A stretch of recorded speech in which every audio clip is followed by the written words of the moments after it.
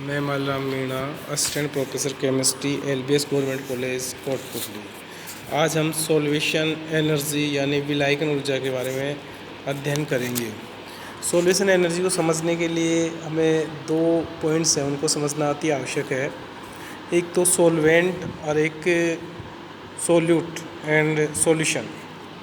तो यानी विलायक,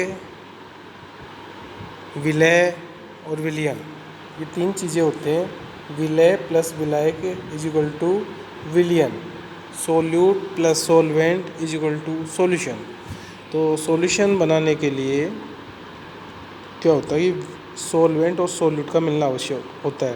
तो जो अधिक मात्रा में लिया जाता है, जैसे मान लो अपन ने जल लिया और नमक लिया, तो जल में नमक को डाल दिया, तो ये जनरली क्या होता है कि जो ठोस होता है उसको विलय कहते हैं और जो द्रव होता है वो विलायक कहलाता है। जैसे इसके अंदर नमक है वो विलय है, सोल्यूट है, और जल है वो सॉल्वेंट विलायक है। तो इस पोजीशन होता है जब 2 द्रव ही हों या 2 ठोस हों जिनको मिक्स किया जा रहा हो, उस पोजीशन में जो अधिक मात्रा में लिया जाता है वह विलायक कहलाता है, और जो कम मात्रा में लिया जाता है वह सोल्यूट कहलाता है।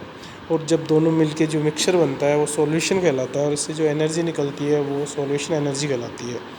तो हम यहाँ देखते हैं कि जब किसी ठोस आयनिक पदार्थ को विलायक में घोला जाता है तो विलायक अणु अपने बीच लगने वाले दुर्बल बंध दो, जो कि सामान्यतः हाइड्रोजन बंध या द्विध्रुवाकर्षण बल होते हैं, उनको तोड़कर उस पदार्थ को चारों ओर से घेर लेता है और एक घेरा बना देता है। उसके अवयवों, जनरली अणु या आयन के रूप में हो सकते हैं, से बंध बनाकर उन्हें क्रिस्टल से बाहर खींच लेता है। इस प्रक्रिया को विलायकन या सॉल्वेशन कहते हैं।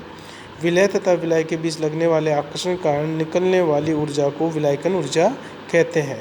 फॉर एग्जाम्पल, जैसे यदि जल को विलायक के रूप में प्रयुक्त किया जाए तो जल अणु के द्वारा आयनों के चारों ओर कोश, जो सेल होती हैं, के निर्माण की प्रक्रिया को जल योजन तथा प्राप्त ऊर्जा को जल योजन ऊर्जा कहते हैं। इस प्रकार सामान्यतः इसमें 1 मोल गैस अणु आयन जो इत्यादि कणों के होते हैं, जल योजन से प्राप्त ऊर्जा जल योजन ऊर्जा कहलाती है। अब जैसे कोई एक एग्जाम्पल देख रहे हैं अपन यहाँ पर, M+ गैसीय अवस्था में प्लस जल, यानी कि जो आयन है वो जल के अंदर घुल के M+ जल यानी कि जलीय आयन बनाता है, और साथ में धन आयन की जल योजन ऊर्जा निकलती है। इसी के साथ जैसे ऋण आयन होता है X- गैसीय अवस्था में प्लस जल, तो X- जल और प्लस ऋण आयन की जल योजन ऊर्जा होती है। मतलब हम यहाँ कह सकते हैं कि जहाँ गैसीय अवस्था तथा जल योजन कोष प्रतिशत करते हैं, दोनों आयनों की जल योजन ऊर्जाओं का योग लवण की जल योजन ऊर्जा के समान होगा।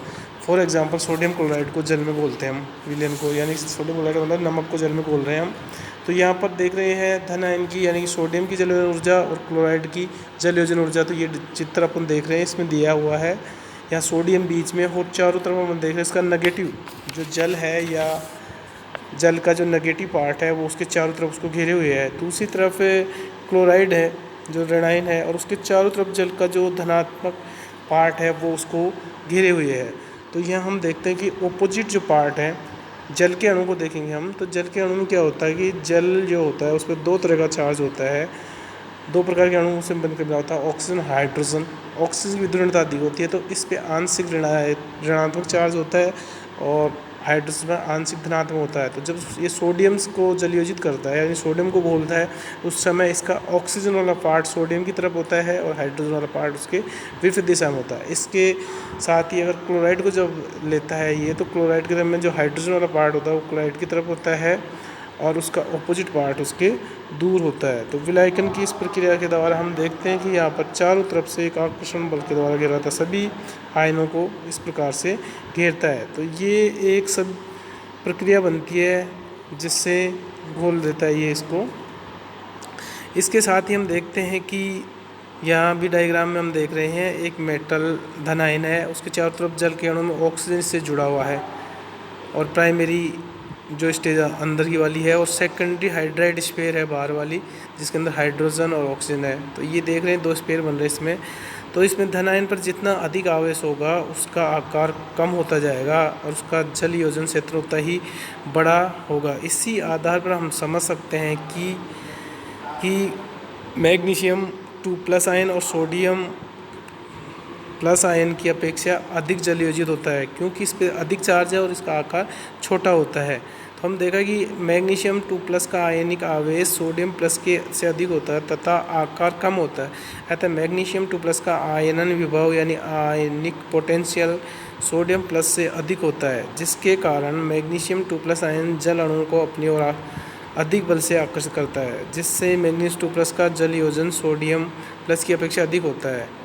इस प्रकार जल अपने इलेक्ट्रॉनों के एकल युग्म का उपयोग इलेक्ट्रॉन दाता के रूप में करके उपसर्जक बंध बना सकता है। अतः जल अणु एक उपयुक्त इलेक्ट्रॉन दाता का कार्य कर सकते हैं में सक्षम है। दूसरी ओर धन आयन इलेक्ट्रॉन न्यून होने के कारण अच्छे इलेक्ट्रॉन ग्राही है, जिससे जल अणु तथा धन आयन उपसंयोजक बंध H2O M+X बनाकर संकुल का निर्माण करते हैं। इस दृष्टि से जल योजन की एक सामान्य संकुलीकरण क्रिया होती है। जल योजन आयन में MH2ON X+ चार्ज एक संकुल बनाते हैं, जिसमें N धातु आयन M की समन्वय संख्या प्रदर्शित करती है।